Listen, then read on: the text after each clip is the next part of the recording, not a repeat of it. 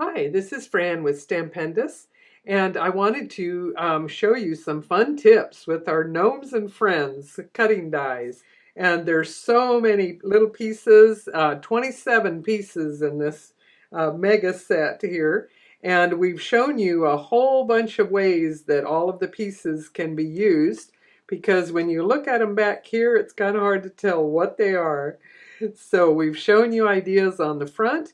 And inside the packaging, you'll be able to see some more of the tips that are shown here. And we'll walk through some of them here today so that you can see how it comes together with the most wonderful little bunch of gnomes. You can do the whole family and all their forest friends. I've used one of my stuffed Tainers. The thin one is perfect with the magnetic sheet to keep all of my little pieces from getting lost. And the little ones, I often have a piece of tape on them just to be able to keep them in place and not lose any of them. They all have a purpose, as you will see when all of the pieces come together here. So let's talk about some options here. And remember, all of your dies, you can enjoy making the hats or the little characters facing left or right. And sometimes the easiest way is to find your fun printed papers. And I've just discovered some fun ways that if I wanted to simply do a print, but then if I take a gray marker, this is a Copic T2, I can maybe just do some universal shading here and there to the printed piece, and that just gives it a little bit more dimension. Might have done this one with a soft blue or something, but that's a nice touch. And then on like some of our other dies, like the candy cane here, you can die cut it out of striped paper and do it at an angle. But I wanted to show you some other fun options that you can do with your markers. And you could do this with any different kind of marker. I know these are really small, so let me move them into the best view here in case that helps. Okay, I'm going to turn one of these over. I have colored along the little die cut lines that are a part of the die, and you can see some of the color coming through. But if I take my gray, I will, okay, here we go. I'm simply going to run that gray all the way along the edge to do my shadowing first. And then when I come back in with my red marker, I simply am following the little curved cut lines. And that is easier way to create the multiple colors than doing it out of red and white paper and interchanging all the pieces.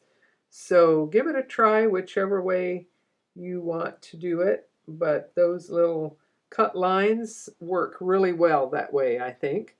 And on some other things, we've given you a die that will cut. Let's see here, let me show you this piece. So this piece cuts the main gnome body and the little arms in such a way that you can lift the arms and tuck other little characters into their arms. And you can also, because of the little cut lines, you can make their hands flesh tone if you want. And again, you can take a little bit darker marker shade if you want to do just a little bit of color along the edge. Same with the little noses, or their big noses, as you might say. And um, and then by cutting just this piece, I'll cut away along one of those lines and tuck this underneath. And if you want to make mittens, then you can go back to the second line and create mittens out of another color. I've also found that it's quite fun to do some painted panels on watercolor paper. And if you want to guess at a shape, you can do a wash of color and then die cut it. But let's say you've got an area like this. I think it's best to die cut all the shapes and then tape them back into the backing card so that when you paint, you won't get as much warping and you can hang on to those small pieces. So the tree has a little cut line between, and you can see where to paint greens or brown for the trunk. And then with this one, also on watercolor paper, I just did some very loose washes of all different shades of brown, intentionally let them run together because I liked the textured look of it. And then I was able to die cut pieces to make a really fun little squirrel. And there you can see the gingerbread becomes the base for adding the different heads and tails and all of that to create a lot of different little gnome friends. So here you can see the gnomes can be facing left or right. The little pigtail makes it the mama gnome, and we've got the little baby fellas here. And the printed papers can be really fun. A simple background paper might be a quick way to create the entire card.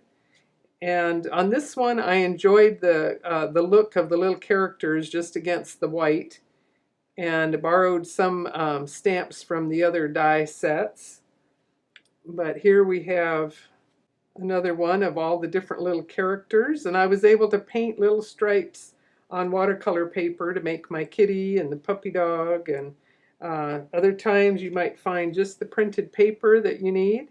I like the rustic look of this one, and I've borrowed this tree from the truckload die cutting set, and we'll show you some tips in that video. And the background in this one was also from the stencil in the truckload die set. And our little fox, I painted watercolors, and I just stopped the pattern at the little cut lines that identified the details of the face and the little tail. I had a bunch of different soft patterned prints, and the torn edges made a lot of really interesting backdrops, as you can see here, for a little snow scene that's quick and easy to do. Here's our little gingerbread man wearing his little hat on a cold wintry day. Our little squirrel. And the die cut pieces here are used with the Windorama dome jar, and you can put any of these little icons and things into their hands to create a very fun look. And I'll mention on this one, I die cut the beard shape, and with a couple of washes of watercolor with some grays or marker, you can create the look of a fun little beard. So have fun with your gnomes and friends cutting dies.